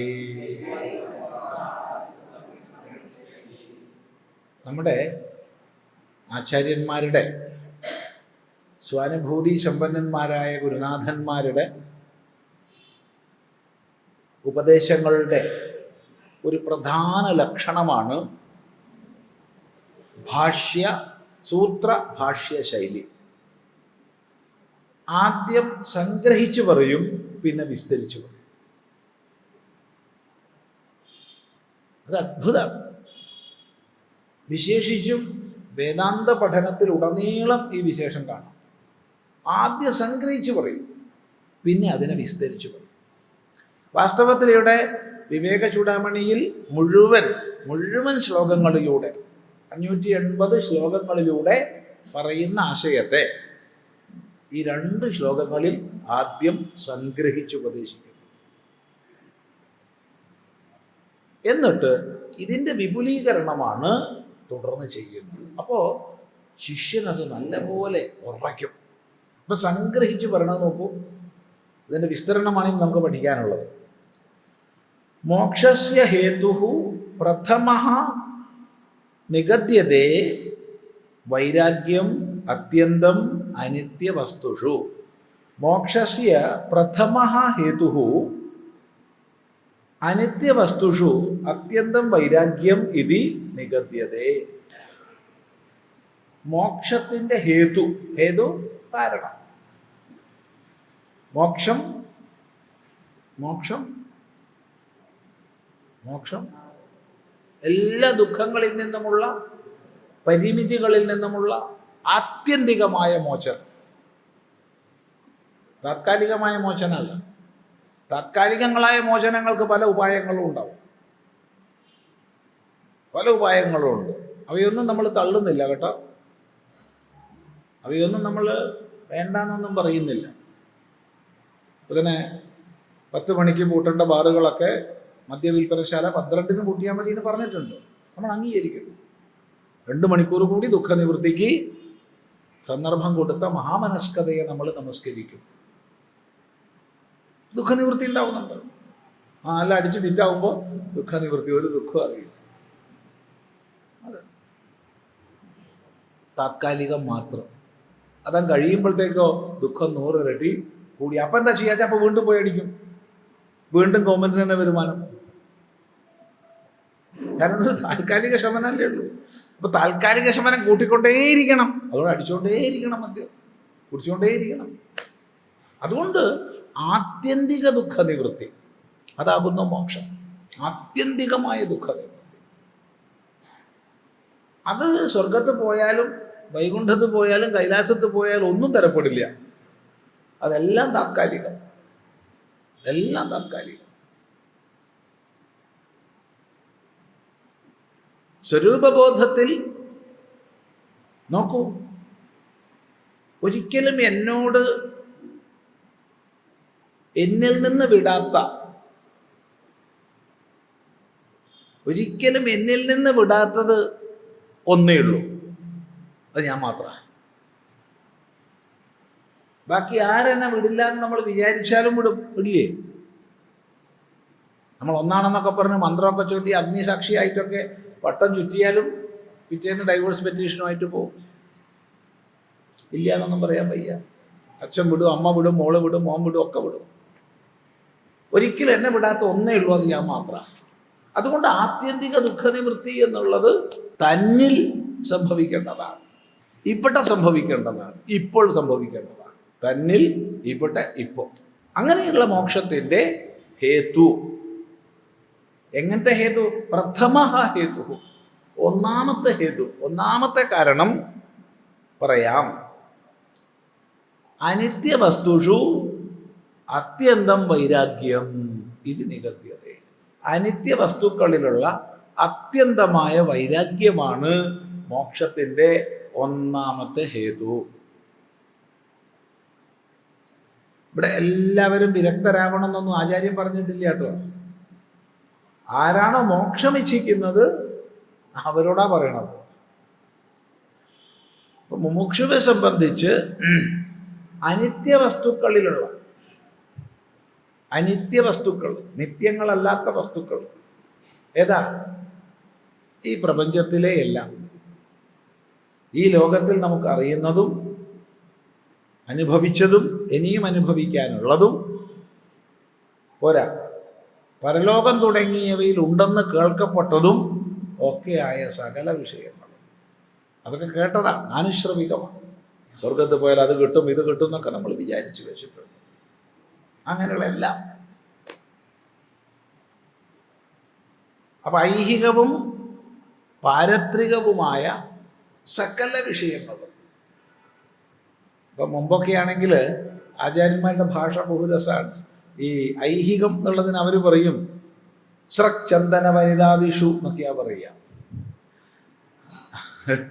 ഇന്നിപ്പോ എന്ത് സ്രക്ക്, എന്ത് ചന്ദന, എന്ത് വനിത, അതൊക്കെ. അതുകൊണ്ട് ആചാര്യൻ അതേ കണ്ടിട്ട് ആദി ശബ്ദം പറഞ്ഞിട്ടുണ്ട്. സ്രക്ക് എന്ന് പറഞ്ഞാൽ പൂമാല, ചന്ദനം എന്ന് പറഞ്ഞാൽ ചന്ദനം തന്നെ, വനിത എന്ന് പറഞ്ഞാൽ വനിത തന്നെ, സ്ത്രീ. അത് പുരുഷനോട് പറയുമ്പോഴാണ് കേട്ടോ, സ്ത്രീയോട് പറയുമ്പോൾ പുരുഷൻ എന്ന് പറയണം. അപ്പൊ വിപരീത ലിംഗം, ബാഹ്യ ശരീരത്തെ അലങ്കരിക്കാനുള്ള മാല, വസ്ത്രം, ആഭരണം, അത് ഇത് തുടങ്ങിയവ. ഇപ്പൊ സ്രക്കുന്നും വിട്ടു, ചന്ദനത്തുനിന്നും വിട്ടു. ഇപ്പൊ എന്തൊക്കെ വസ്തുക്കളാ ലോകത്തിലുള്ളത് നമുക്ക് ആർക്കും അറിയില്ല. പലതും ഉണ്ട്. അതിന്റെ പിന്നാലെ ഒക്കെ നമ്മളിങ്ങനെ പോവുക ആഗ്രഹിച്ചിട്ട്. ഓരോ പരസ്യങ്ങൾ മുന്നിൽ കാണുമ്പോഴും ഭ്രമിച്ചു പോവുക. ഈ ഭ്രമജനകങ്ങളായ അനിത്യ വസ്തുക്കൾ, ഇതിൻ്റെയൊക്കെ സ്വഭാവം അനിത്യമാണെന്നുള്ളതാണ്. ഇതെല്ലാം അനിത്യമാണ്, ഒന്നും നിത്യമല്ല. ഇന്നുണ്ട് പറഞ്ഞു, നാളെ ഇല്ല. എവിടെ പോയി? ചത്തുപോയി. അല്ലെങ്കിൽ അത് പോയി, കാണാണ്ടായി. അങ്ങനെയുള്ളതായ അനിത്യ വസ്തുക്കളിൽ അത്യന്തം വൈരാഗ്യം, അത്യന്തമായ വൈരാഗ്യം, വിരക്തി, രാഗാഭാവം, പദാർത്ഥങ്ങളെ സുഖത്തിനായി ചേർത്ത് പിടിക്കാനുള്ള ആ വൃത്തിയാണ് രാഗം. സുഖാനുഷയി എന്ന് രാഗലക്ഷണം പറയാം. ഇപ്പൊ സുഖത്തിനായിക്കൊണ്ട് വിഷയത്തോടുള്ള അനുശയനമാണ് രാഗം. ഇത് നമുക്ക് പല വിഷയങ്ങളിലുണ്ടാവും. എന്ത് വിഷയത്തിലൊക്കെയാന്ന് പറയാൻ വയ്യ. ചില വിഷയങ്ങൾ ഒഴിവാക്കി വേറെ ചില വിഷയങ്ങളെ പിടിക്കും. ഇയാൾ ഒഴിവാക്കുന്ന വിഷയമാണ് അയാൾക്ക് കാമ്യം, അയാൾ അതിനെ പിടിക്കും. ഇങ്ങനെയാണ്. പണം ഒഴിവാക്കി പെണ്ണിനെ നേടുന്നവരുണ്ട്, പെണ്ണിനെ ഒഴിവാക്കി പണം നേടുന്നവരുണ്ട്. ഏതാപ്പം ശരി? രണ്ടും ശരിയാണ്. ഇവിടെ പെണ്ണെന്ന് ദൃഷ്ടാന്തം പറഞ്ഞെന്ന് മാത്രം.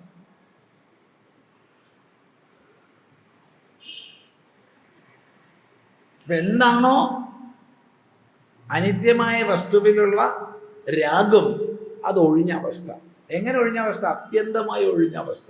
താത്കാലികമായി വിരക്തിയൊക്കെ എല്ലാവർക്കും വരാറുണ്ട്, ഇല്ലേ? ഇല്ല? നല്ല ഊണ് കഴിച്ച് വയറ് നിറഞ്ഞു, വയറിന് സന്തോഷമായി, സന്തോഷത്തോടൊപ്പം വിരക്തിയും വന്നു. എനിക്ക് വേണ്ട, മതി. ഇനിയിപ്പോൾ എന്ത് ഇഷ്ടപദാർത്ഥം വന്നാലും ഇനി വേണ്ട. ഒരു 3 മണിക്കൂർ കഴിഞ്ഞു നോക്കട്ടെ, അതൊക്കെ ദഹന പ്രക്രിയ ആരംഭിക്കട്ടെ, അപ്പോൾ വീണ്ടും തിരക്കേടില്ല എന്നായി. അതെ, അതുകൊണ്ട് സാമാന്യ വിരക്തി എല്ലാവർക്കും എല്ലായ്പ്പോഴും എല്ലായിടത്തും ഉണ്ടാവാറുണ്ട്. അത് പല കാരണങ്ങളെ കൊണ്ടുണ്ടാവാം. എൻ്റെ എല്ലാമായിരുന്ന എൻ്റെ പത്നി, സ്വാമി, പത്നി എന്നുള്ള വാക്കല്ല ഉപയോഗിച്ചത്, ഭാര്യയാണ്, എന്നെ വിട്ടുപോയി. സ്വാമി അറിഞ്ഞിട്ടുണ്ടാവും എന്ന് വിചാരിക്കണോ? സന്ദർഭവശാൽ ഞാൻ അറിഞ്ഞിട്ടുണ്ട്, ഇതെനിക്ക് ജീവിതമില്ല, അങ്ങനെയാണ് ഇങ്ങനെയാണ്. എന്തപ്പോൾ വേണ്ടോ? ജീവിതമില്ല വെച്ചാൽ പിന്നെ അതുകൊണ്ട് ഒഴിവാക്കല്ലാണ്ട് ഇപ്പം എന്ത് ചെയ്യാനാ? വേറെന്താ പറയുക? ഇങ്ങനെയൊക്കെ പറഞ്ഞു എനിക്ക് ചിന്തിക്കാൻ പറ്റില്ല. ഒരു ദിവസം അവളെ കൂടാതെ ജീവിക്കാൻ പറ്റില്ല. എന്തൊക്കെ കൂട്ടാ പറഞ്ഞെന്നാ. ഒരു 2 മാസം കഴിഞ്ഞപ്പോൾ ആശ്രമത്തിൽ വന്നു വേറൊരു സ്ത്രീ ആയിട്ട്. സ്വാമി, നല്ല ചിരിയുണ്ട്, കളിതമാശകളൊക്കെ ഉണ്ട്, ഞങ്ങൾ വിവാഹം കഴിക്കാൻ തീരുമാനിച്ചിരിക്കുകയാണ്. നന്നായി, ഒരു കൂട്ട് നല്ലതാണ്.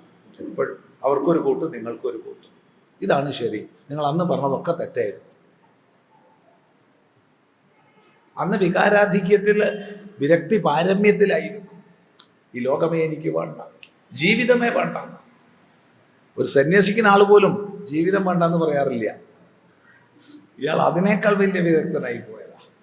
എത്ര മാസത്തേക്ക്? 2 മാസം. അതിനിടയ്ക്ക് മറ്റു നാടകങ്ങളൊക്കെ നടന്നു. ആദ്യം പരിചയമുള്ള കക്ഷിയാണ്, അതുകൊണ്ട് മറ്റൊന്നും അന്വേഷിക്കാനും ഇല്ല. അവരുടെയും ഭർത്താവ് ഉപേക്ഷിച്ചതാണ്. അത് അവളുടെ കുറ്റം കൊണ്ടല്ല, അതുറപ്പാണ്, അയാളുടെ കുറ്റം കൊണ്ടാണ്. മനസ്സിലായില്ലേ? പറഞ്ഞ ഭാഷ മനസ്സിലായില്ല? അവൾക്ക് യാതൊരു തകരാറുമില്ല, നല്ല പളുങ്ക് പോലത്തെയാണ്. അതുകൊണ്ട് എല്ലാ ശുഭാശംസകളും. ഭംഗിയായിട്ട് രണ്ടാളും കൂടി വിവാഹം കഴിഞ്ഞ് വരും കേട്ടോ. എന്തെങ്കിലും ദക്ഷിണയൊക്കെ സന്യാസിമാർക്ക് വെക്കാനും മറക്കണ്ട എന്നും പറഞ്ഞു. വീട്ടിൽ നിന്ന് ഇങ്ങോട്ട് പോരട്ടെ, അല്ലാണ്ടെന്താ. പറഞ്ഞ പോലെ പിറ്റത്തെ മാസം 2 വന്നു, കാര്യമായിട്ട് ദക്ഷിണയൊക്കെ ചെയ്ത് പോയി. ഇപ്പം എന്താ സ്ഥിതി എന്നൊന്നും അറിയില്ല. ഇതൊന്നും കഥ പറയാന്ന് വിചാരിക്കല്ലോ. അപ്പൊ താല്പര്യം, വിരക്തി എല്ലാവർക്കും എല്ലായ്പ്പോഴും എല്ലായിടത്തും ഉണ്ടാവാം. അതൊന്നും ആത്യന്തികമല്ല. അതുകൊണ്ടാണ് അത്യന്തം എന്ന് പറഞ്ഞത്. അത്യന്തമായ, അന്തം അതീത്യ വർത്തത ഇതി അത്യന്തം. അത്യന്തം എന്ന് പറഞ്ഞാൽ അവസാനമില്ലാത്തത് എന്ന വാക്കിൻ്റെ അർത്ഥം. നമ്മൾ സാധാരണ ഉപയോഗിക്കുന്ന ഒരു വാക്കാണ്, ഇല്ല? മലയാളത്തിൽ നമ്മൾ ധാരാളം ഉപയോഗിക്കാറുണ്ട് അത്യന്തം. ഇത് അത്യന്തം എന്ന് പറഞ്ഞാൽ വളരെയധികം നല്ല, പലരും വളരെയധികം എന്നാണ് അത്യന്തത്തിന് അർത്ഥം പറയുക. അല്ല, അറ്റമില്ലാത്തത്. അന്തം അതീത്യ വർത്തത ഇതി അത്യന്തം. അതീത്യ അന്തം ഇതി അത്യന്തം. മലയാളത്തിൽ നമ്മൾ പ്രയോഗിക്കുന്ന 80% വാക്കുകളിൽ അധികവും സംസ്കൃത വാക്കുകളാണ്. മലയാളത്തിൽ മലയാള ശബ്ദം ഇൽ മാത്രം പ്രത്യേക സംസ്കൃതം അല്ല. നമ്മൾ ശുദ്ധ മലയാള പ്രയോഗിക്കുന്ന സംസ്കൃതമാണ്. വാക്കുകൾ സംസ്കൃതമാണ്. എല്ലാം മലയാളമാണ്. സംസ്കൃതമാണ്. അപ്പം ഭൂരിഭാഗം വാക്കുകളും നമ്മൾ ഉപയോഗിക്കുന്നത് സംസ്കൃത വാക്കുകളാണ്. അതാണ് മലയാളിക്ക് സംസ്കൃതം പഠിക്കാൻ വളരെ എളുപ്പമാണ്. മറാഠിക്കും ഗുജറാത്തിക്കും ഹിന്ദി സംസാരിക്കുന്ന ആൾക്കും സംസ്കൃതം പഠിക്കാൻ വളരെ എളുപ്പമാണ്. തെലുഗു കന്നഡ സംസാരിക്കുന്നവർക്ക് സംസ്കൃതം പഠിക്കാൻ വളരെ എളുപ്പമാണ്. ചുരുക്കി പറഞ്ഞ ഭാരതീയ ഭാഷകളൊക്കെ തന്നെ സംസ്കൃതത്തിൻ്റെ തദ്ഭവങ്ങളാണ്. അതുകൊണ്ട് എളുപ്പമാണ്. നമ്മുടെ ഹൃദയത്തിൽ സംസ്കൃതമുണ്ട്. എളുപ്പമാണ് പഠിക്കാൻ. ഹൃദയത്തിലുള്ള ഭാഷയാണ്. അതുകൊണ്ട് ഹൃദ്യമാണ്. ഒന്ന് ശ്രമിച്ചു നോക്കൂ പഠിക്കാൻ. എല്ലാവർക്കും സാധിക്കും. അതിരിക്കട്ടെ. അനിത്യവസ്തുഷു അത്യന്തം വൈരാഗ്യം. അത്യന്തമായ വൈരാഗ്യമാണ് മോക്ഷത്തിൻ്റെ ഒന്നാമത്തെ ഹേതു. കാരണം താൽക്കാലികങ്ങളും അനിത്യങ്ങളുമായ വിഷയങ്ങളിൽ നമ്മൾ ആകൃഷ്ടരായിരിക്കുന്ന കാലത്തോളം നിത്യനിരതിശയമായതിലേക്ക് പോകുന്നില്ല മനസ്സ്. ഇവിടെ സന്തോഷമാണ്, പിന്നെ എന്തിനാ അവിടെ അന്വേഷിക്കണം? അപ്പം ദോഷമെന്ന് പറഞ്ഞിട്ടില്ല, നല്ലതാണ്. ഇവിടെയൊക്കെ വളരെ സുഖവും സന്തോഷമാണെങ്കിൽ നമുക്കൊക്കെ സന്തോഷമാണ്. ഇതൊക്കെ അനിത്യമാണല്ലോ, ഇതൊക്കെ മിഥ്യാപ്രപഞ്ചമാണ്, ഇതിനൊന്നും സന്തോഷിക്കാൻ പാടില്ല, ഇതിനൊക്കെ അപ്പുറത്തൊരു ബ്രഹ്മാവലോകമുണ്ട്, അതിലേക്ക് എത്തണം എന്നൊന്നും പറഞ്ഞേക്കരുത്. ഇവിടെ ഒരാൾ സന്തോഷമായി ജീവിക്കണ കണ്ടാൽ നമുക്കും സന്തോഷിക്കാനുള്ള കഴിവ് വേണം. എന്നാൽ അനേക ലക്ഷത്തിലൊരാൾ, അത്ര തന്നെ പറയണം, അനേക ലക്ഷത്തിലൊരാൾ ഇതൊന്നും പോരാ, ഇതിനപ്പുറത്ത് ചിലതൊക്കെ ഉണ്ട് എന്ന് മനസ്സിലാക്കിയിട്ട് വരുന്നവരുണ്ട്. അവരെ സംബന്ധിച്ചാ പറയണത് മോക്ഷസ്യ ഹേതു പ്രഥമോ നിഗദ്യതേ വൈരാഗ്യമത്യന്തമനിത്യവസ്തുഷു തതഃ ശമഃ.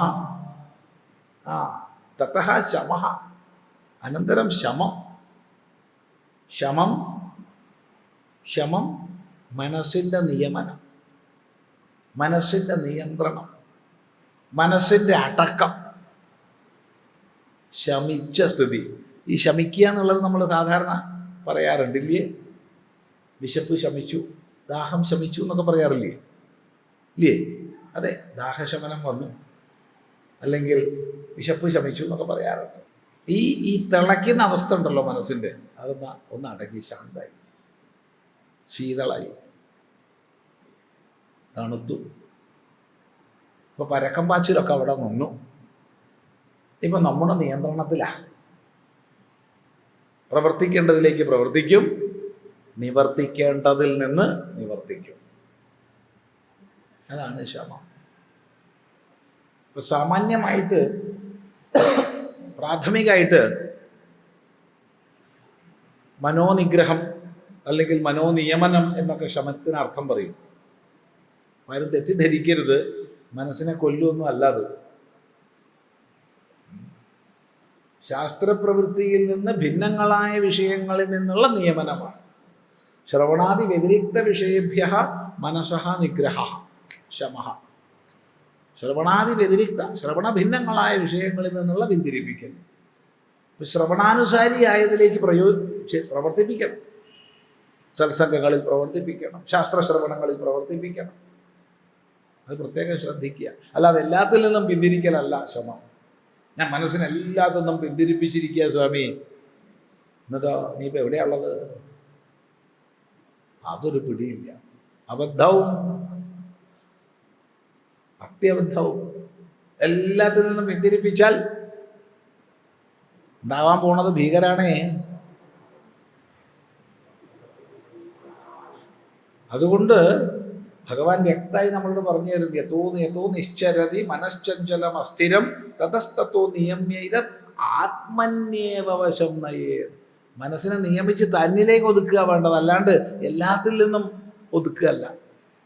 എല്ലാത്തിൽ നിന്നും മനസ്സിനെ അടക്കരുതേ, അപകട. പിന്നെ എന്താ ഉണ്ടാവുക, പൊട്ടിത്തെറി എന്ന് പറയാൻ പറ്റില്ല.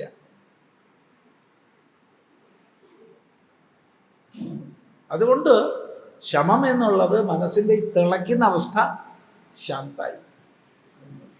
ഈ ശമത്തോട് ചേർത്ത് പറയേണ്ടതാണ് ദമം, ദമത്തോട് ചേർത്ത് പറയേണ്ടതാണ് ശമം. കാരണം മനസ്സിനെ വിഷയങ്ങളിലേക്ക് വലിച്ചു കൊണ്ടുപോകുന്നത് ഇന്ദ്രിയങ്ങളാണ്. ഇന്ദ്രിയങ്ങളെ വിഷയങ്ങളിലേക്ക് തള്ളിവിടുന്നത് മനസ്സാണ്. അപ്പം രണ്ടും ഈ പുഷ്പുൾ പോലെയാണ് പ്രവർത്തിക്കുന്നത്. തള്ളുക വലിക്കുക, തള്ളുക വലിക്കുക, അങ്ങനെയാണ് പോകുന്നത്. ഇന്ദ്രിയങ്ങൾ വലിക്കും, മനസ്സ് തള്ളും. ഇത് രണ്ടും ഒന്നിച്ചാ പ്രവർത്തിക്കണം.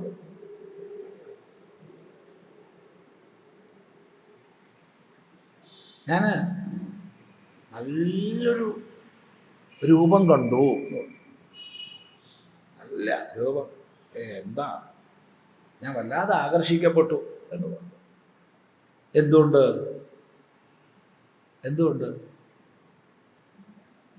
കണ്ണുകൊണ്ടെന്ന് പറഞ്ഞേക്കരുത്. ഈ ലോകത്തിൽ ആർക്കും കണ്ണുകൊണ്ട് നല്ല രൂപം കാണാൻ കഴിയില്ല. കണ്ണുകൊണ്ട് രൂപമേ കാണാൻ കഴിയൂ. കണ്ണ് കണ്ട രൂപത്തിൽ നല്ലതെന്ന ഭാവം കൽപ്പിക്കുന്നത് മനസ്സാണ്. അത് നമ്മുടെ സംസ്കാരത്തിനും ദേശത്തിനും കാലത്തിനും ഒക്കെ അനുസൃതമാണ് ഈ നല്ലത് ചീത്ത എന്ന സങ്കല്പം. ഇപ്പം നമ്മൾ ചീത്ത എന്ന് വിചാരിക്കുന്നത് മറ്റൊരിടത്ത് പോയി കഴിഞ്ഞാൽ മറ്റൊരിക്കൽ നല്ലതെന്ന് കൽപ്പിക്കും. ഇപ്പം നമ്മൾ നല്ലതെന്ന് കൽപ്പിക്കുന്നത് വേറൊരിക്കൽ വേറൊരിടത്ത് ചീത്ത എന്നും കൽപ്പിക്കും. കൽപ്പന വസ്തുവിന് യാതൊരു മാറ്റവും ഇല്ല. നല്ല ഒന്നാന്തര അടുക്കള ഉണ്ട്, വലിയ വീടാണ്, വലിയ വീട്, ഒന്നാന്തര അടുക്കള, എല്ലാ സംവിധാനവും ഉണ്ട്, ഇഷ്ടംപോലെ വസ്തുക്കൾ വീട്ടിലുണ്ട്. രണ്ടുപേർക്കും പതിക്കും പത്നിക്കും ജോലിയുണ്ട്, സാമാന്യം ലക്ഷങ്ങൾ മാസം ശമ്പളമുണ്ട്. ഇതെന്തിനാന്നൊക്കെ പറഞ്ഞത്? എന്നിട്ട് ഇവരുണ്ട്, മോളും ഉണ്ട്, അത്യാവശ്യം വിശന്നിരിക്കുക. എന്താ, അസ്വസ്ഥരാണ്. മൊബൈലിലേക്ക് നോക്കുന്നുണ്ട്, തിരിച്ചു നോക്കുന്നുണ്ട്, എന്തൊക്കെയോ ഞെക്കുന്നുണ്ട്. പിന്നെ നോക്കുമ്പോൾ ഓർഡർ ചെയ്ത സ്വിഗ്ഗി ഫുഡ് വരാൻ വൈകിയിരിക്കുക. അത്രയേ ഉള്ളൂ. ഞാൻ പറഞ്ഞു, ആ സ്വിഗ്ഗിനെ കൊണ്ട് കുറ്റം പറയില്ല, സൊമാറ്റോനെ കൊണ്ട് കുറ്റം പറയില്ല, ഒരു കമ്പനീനെ കൊണ്ട് ഞാൻ കുറ്റം പറയില്ല. പക്ഷേ നിങ്ങൾ ജസ്റ്റ് ഒന്ന് ടൈപ്പ് ചെയ്യുക, ഈ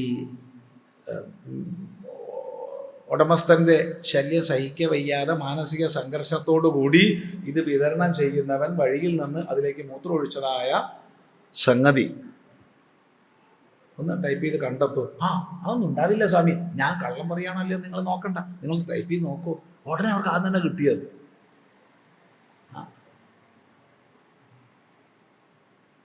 ഈ പാവത്തിൻ്റെ മാനസിക സംഘർഷം നിവൃത്തിയില്ലാഞ്ഞിട്ട് അത് തീർക്കണ്ടേ, എവിടെയെങ്കിലും തീർക്കണ്ടേ.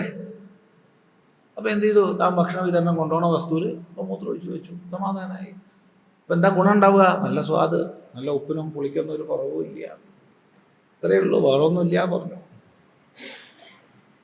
അയ്യേ, നമുക്ക് വേണ്ട അമ്മേ, മോള് പറഞ്ഞു. അപ്പം എന്താ ഇപ്പം ചെയ്യുക? ഞാൻ പറഞ്ഞു, എന്ത് ചെയ്യാനാ, നിങ്ങൾക്ക് നല്ലോണം പാചകം ചെയ്യാനുള്ള വസ്തുക്കളൊക്കെ ഉണ്ടല്ലോ, നമുക്കിപ്പോൾ പാചകം ചെയ്യാം. ഉടനെ പാചകം ചെയ്തു, കഴിച്ചു. ആകെ അരമണിക്കൂറേ വേണ്ടു പാചകത്തിന്. എന്നിട്ടാണ് ഇവർ ഈ പുറമേ നിന്ന് ഓർഡറും ചെയ്ത് നോക്കിയിരിക്കണം. നമ്മുടെ ഒരു സമൂഹം പോയ പോക്ക്. ഇത് കഥയാന്ന് വിചാരിക്കരുതേ, ഇത് കഥയല്ല. അപ്പോ ഈ നല്ലതെന്ന് അതുവരെ വിചാരിച്ച് കാത്തിരുന്ന വസ്തുവിൽ എന്തുകൊണ്ട് നല്ലതെന്നുള്ള ബുദ്ധി പോയി? ഞാനതിനെക്കുറിച്ച് മോശമായിട്ട് പറഞ്ഞിട്ടില്ല. അവർക്ക് ഭക്ഷണ വിതരണം ചെയ്യുന്ന ആൾ മോശം ചെയ്തു എന്നോ ചെയ്യുന്നോ ഞാൻ പറഞ്ഞിട്ടില്ല. നിങ്ങളത് കഴിക്കണ്ടെന്ന് പറഞ്ഞിട്ടില്ല, ഓർഡർ ചെയ്യണ്ടെന്ന് പറഞ്ഞിട്ടില്ല. പിന്നെയോ, ഇങ്ങനൊരു സംഭവം ഉണ്ടായിട്ടുണ്ട്, ഇത്രയേ ഉള്ളൂ. അതുകൊണ്ട് എല്ലായിടത്തും ഉണ്ടാവും അർത്ഥമുണ്ടോ? ഇല്ല. പക്ഷെ ഇത് കേട്ടപ്പോഴത്തേക്ക് അവർക്ക് ആകെ മനസ്സും മടുത്തു. നീ എന്തായാലും അത് വാങ്ങണ്ട, വീട്ടിൽ തന്നെ ഉണ്ടാക്കിയാൽ മതി. തീരുമാനമായി. ദമം ശമം. ഇന്ദ്രിയങ്ങളെ തള്ളിവിടുന്നത് മനസ്സ്, മനസ്സിനെ ഭരിക്കുന്നത് ഇന്ദ്രിയം. അതുകൊണ്ട് ശമം ദമത്തെ അപേക്ഷിക്കുന്നു, ദമം ശപത്തെ അപേക്ഷിക്കുന്നു. അതുകൊണ്ട് ശമവും ദമവും. തിദിക്ഷ, പിന്നെ തിദിക്ഷയും. എന്താ തിദിക്ഷ? തിദിക്ഷ ആദ്യം നമ്മൾ പഠിക്കുക ദുഃഖസഹനമാണ് തിദിക്ഷ. ദുഃഖങ്ങളെ സഹിക്കാനുള്ള കഴിവാണ് തിദിക്ഷ. എങ്ങനെയെങ്കിലും ദുഃഖത്തെ സഹിച്ചാൽ തിദിക്ഷയാവുമോ? അതില്ല. അപ്പോൾ പ്രതികാര ബുദ്ധി ഇല്ലാതെ, ഏകാന്ത വിലാപമില്ലാതെ, തന്നെയോ മറ്റുള്ളവരെയോ പ്രാകാതെ ദുഃഖം സഹിക്കുന്നതാണ് തിദിക്ഷ. ആദ്യം പറഞ്ഞു ദുഃഖസഹനം തിദിക്ഷ. കുറച്ചും കൂടി കഴിഞ്ഞപ്പോൾ പറഞ്ഞു അങ്ങനെയല്ല, കുറച്ചും കൂടി ഒന്ന് പരിഷ്കരിക്കണം. അതെന്താ? സഹനം സർവദുഃഖാനാം തിദിക്ഷാസ നിഗദ്യത എന്നാണ് ആദ്യം പഠിപ്പിച്ചത് ആചാര്യൻ. രണ്ടാമത് പഠിപ്പിച്ചു സഹനം സർവദുഃഖാനാം അപ്രതീകാരപൂർവകം ചിന്താവിലാപരഹിതം തിദിക്ഷാശുഭാമത. പ്രതികാരബുദ്ധി ഇല്ലാതെ, ഏകാന്ത വിലാപം ചെയ്യാതെ, ചിലരൊക്കെ സഹിക്കും പുറമേ, എന്നാൽ ഒറ്റയ്ക്ക് പോയി കരയും. എനിക്ക് ഈ ഗതി ഒന്നുമല്ലോ, എന്നോട് അങ്ങനെ പെരുമാറിയില്ലേ ഒന്നുമില്ലെങ്കിൽ എന്നൊക്കെ. വേറെ ചിലർ പ്രതികാര ബുദ്ധി വെച്ചിട്ടാണ്. ഇപ്പം ഞാൻ സഹിക്കണു, സമയം വരട്ടെ, കരുതി വെച്ചിട്ടുണ്ട് ഞാൻ. ഇതൊന്നും ഇല്ലാതെ ദുഃഖങ്ങളെ സഹിക്കുക, അതാണ് തിദിക്ഷ. അപ്പൊ ചോദ്യം, ഈ ദുഃഖം സഹിക്കുക അല്ലാണ്ട് വല്ല വഴിയുണ്ടോ? എന്താ അഭിപ്രായം? ജീവിതത്തിൽ വരുന്ന ദുഃഖം സഹിക്കുക അല്ലാതെ എന്തെങ്കിലും വഴി കൂട്ടത്തിൽ ആർക്കെങ്കിലും അറിയോ? അതുകൊണ്ട് ഏത് മൂഢനും ദുഃഖം സഹിക്കും, അതിന് വലിയ കേമത്തൊന്നുമില്ല. അതുകൊണ്ട് അത് തിദിക്ഷ എന്ന് പറയാൻ ഞാൻ തയ്യാറല്ല. പിന്നെന്താ തിദിക്ഷ? തിദിക്ഷ ശീതോഷ്ണാദി ദ്വന്ദ്വ സഹിഷ്ണുത. ശീതം ഉഷ്ണം, സുഖം ദുഃഖം, മാനം അപമാനം, പൂജ പരിഭവം, സ്തുതി നിന്ദ തുടങ്ങി നമ്മുടെ ജീവിതത്തിൽ വന്നു ചേരുന്ന എല്ലാ ദ്വന്ദ്വങ്ങളെയും സഹിക്കാനുള്ള കഴിവാണ് തിദിക്ഷ. അപ്പൊ ദുഃഖം സഹിച്ചാൽ പോരാ, സുഖവും സഹിക്കണം. ഏതാ കൂടുതൽ വിഷമം? സുഖം സഹിക്കുക. കാരണം ദുഃഖം വരുമ്പോൾ അതിൽ നിന്ന് രക്ഷപ്പെടണം എന്നൊരു ചിന്ത നമുക്ക് ഉണ്ടാവാറുണ്ട്. സുഖം വരുമ്പോൾ അതിൽ നിന്ന് രക്ഷപ്പെടണം എന്നൊരു ചിന്ത പൊതുവെ ഉണ്ടാവാറില്ല. അതിൽ കുടുങ്ങി പോവുക പതിവ്. അതെ, അതിൽ കുടുങ്ങി പോവുകയാണ്. അതുകൊണ്ട് ജീവിതത്തിൽ വന്നു ചേരുന്ന ദ്വന്ദ്വങ്ങളെ സഹിക്കുന്നതാണ് തിദിക്ഷ. അപ്പോൾ മോക്ഷത്തിന് ആദ്യം വേണ്ട ഹേതു എന്താണ്? വൈരാഗ്യം. 2 ശമം, ദമം, തിദിക്ഷ. പിന്നെ ഒരു കൂട്ടമൊക്കെ ഉണ്ട്. അത് അടുത്ത പ്രാവശ്യത്തേക്ക് നീട്ടിവെക്കാനുള്ളൊരു തിദിക്ഷ നമുക്കുണ്ടാവണം. അതിനും വേണമല്ലോ ഒരു തിദിക്ഷ, അല്ലേ? അത് വേണം. ഇന്നിപ്പോൾ അങ്ങനെ ഞാൻ ഒരുങ്ങി പുറപ്പെട്ട് വന്നിട്ട് ഇത്രയല്ലേ പറഞ്ഞുള്ളൂ എന്നുള്ളൊരു ദുഃഖത്തെ, ക്ലേശത്തെ സഹിച്ച് അടുത്ത പ്രാവശ്യം എപ്പോഴാച്ച അത്രയും വരെ കാത്തിരിക്കാനുള്ള ഭാവം, അതാണ് ഇപ്പോൾ തിദിക്ഷ. അതാണ് ഇപ്പോൾ മോക്ഷത്തിൻ്റെ പ്രഥമ ഹേതു. ശരി, ബാക്കി നമുക്ക് അടുത്ത പ്രാവശ്യം. ഓം ഗുരുർബ്രഹ്മ ഗുരുർവിഷ്ണു ഗുരുർദേവോ മഹേശ്വര ഗുരു സാക്ഷാത് പരം ബ്രഹ്മ തസ്മൈ ശ്രീ ഗുരവേ നമഃ.